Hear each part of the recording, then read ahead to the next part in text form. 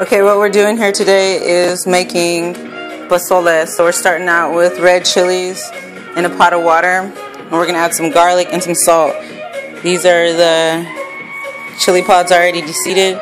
Normally you want to use chile de árboles, which means just red chili from trees. Rojo chile de árboles. Okay, so next step is we're going to cut up some garlic and put some salt in here. Okay, here we go. Here's the salt and the garlic and then the chili in the water. I just added more water to chili because this chili is really hot. It came from New Mexico. So it looks like that over there. And like I said, already deseeded. There's my salt and my garlic. I'm just going to put everything right in here like this and then stir it up with a wood spoon. And that garlic piece that you see right there, it will get chopped up in the blender just like the whole pieces of. So there's no reason for mashing it or it being minced because it's all going to go right in that blender there. Okay, now what we're doing is that we're taking water and chili pods from the pot and putting them in the blender. And we're just going to do that just like this with a little cup. And eventually we'll blend all that up. Eventually we'll blend all the chili pods up and all the water up together, but not at the same time. We'll do it in increments and then we'll empty it out in this pot.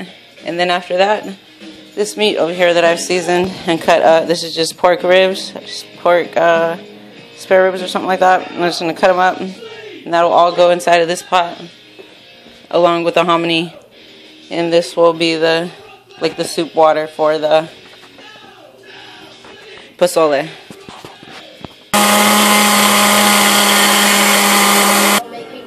Okay, what we see here is a very liquidy chili broth.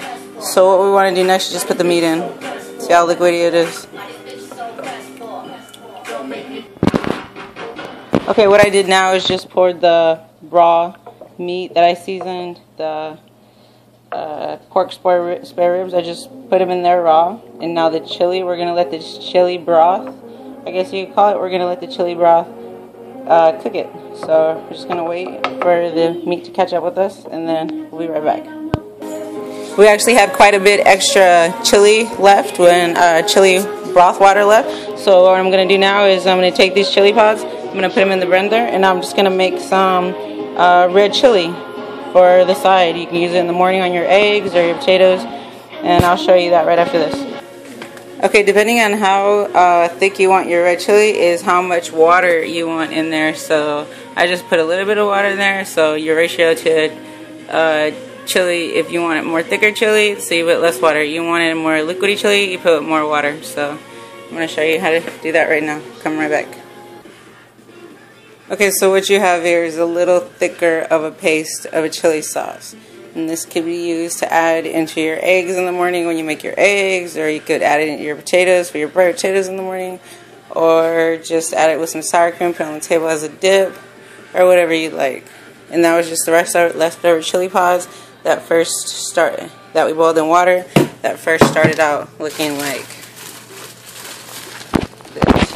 So the chili pods went from there to this. This is actually really good. Some people like to put comino in it, but I just use natural ingredients like garlic, salt, and the red chili and water. Alright, thanks for watching. Okay, so the process is almost done. This is the pork. It looks just about cooked to me because it's now white instead of pink. So that tells me it's time to put in all this hominy.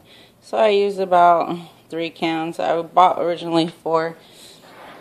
And I prefer the yellow hominy because it has a very corn maize taste, but this one is white hominy because I am not only eating this for myself, I'm also sharing it with friends and family. So we're about to put all this hominy into this red chili broth and pork.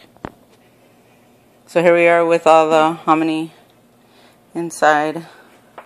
So I got a reasonable sized pot for this, pretty wide, pretty big. And if I had a larger one, I would use a larger one, but I didn't. This is the biggest I had. So since I don't have a lid for this pot, I'm just going to put some tin foil in it. Tin foil will keep it warm, and it'll keep from the house from filling up with such a choky air because it's full of spicy chili, the air right now. So my friend in the next room, she's actually over there choking a little. Not quite dying, but yeah, so it tends to choke you out a little bit. So a little ventilation is really good. So now we got all the mahogany mixed in. We're just going to cover it up with hominy cook. Then after that, we're done. Again, thanks for watching, and stay tuned for more videos.